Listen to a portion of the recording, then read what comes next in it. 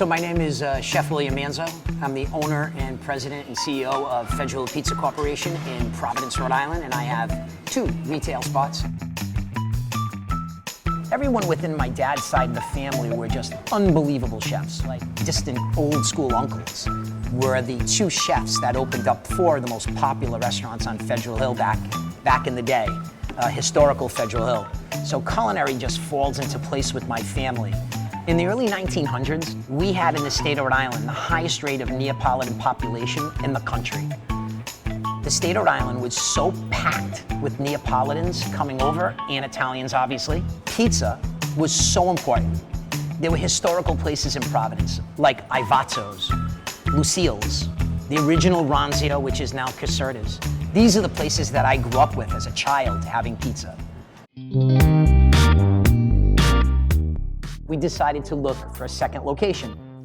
So at that time, we immediately went to my POS system. We pulled up our analytic information, and it literally told us, without hesitation, where we should put our second location.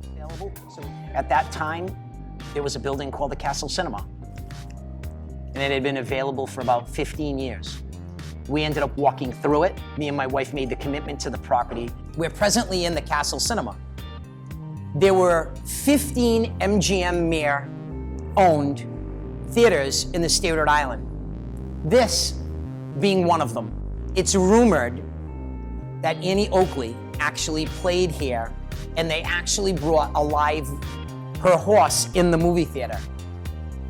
In the New England area, the cowboy and Indian type vaudeville shows were very popular. But as you know, once MGM got involved with these buildings all across the country, they immediately went into film and movies. It's a movie theater, so they always had promotion posters. So when we were going through the whole build out of this place, my wife and my graphic person thought it would be a great idea to use some of the vaudeville, Jersey Shore, funky, classic, this theme poster and change them around to be pizza posters.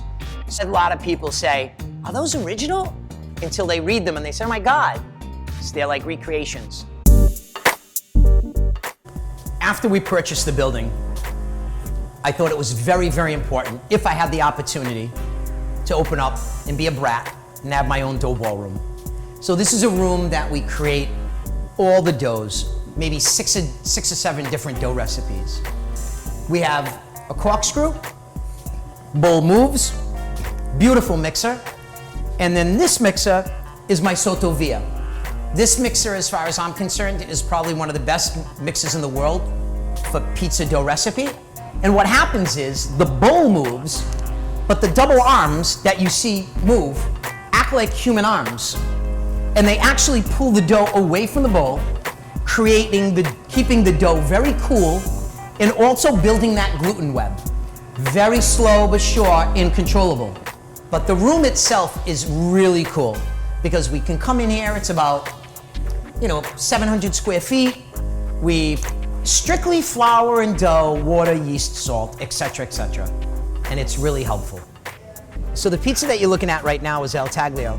It's made in a blue steel pan that I had made. Blue steel is not presently used anymore. Most of the time they use an aluminum. But I had my pans made about 12 years ago. Soft, it's got cell structure, and it's got everything that it's supposed to have. It's the buffalo, and what makes the dough and everything so cool is that. So the dough is so soft that you can do that. You can roll it, it doesn't crack.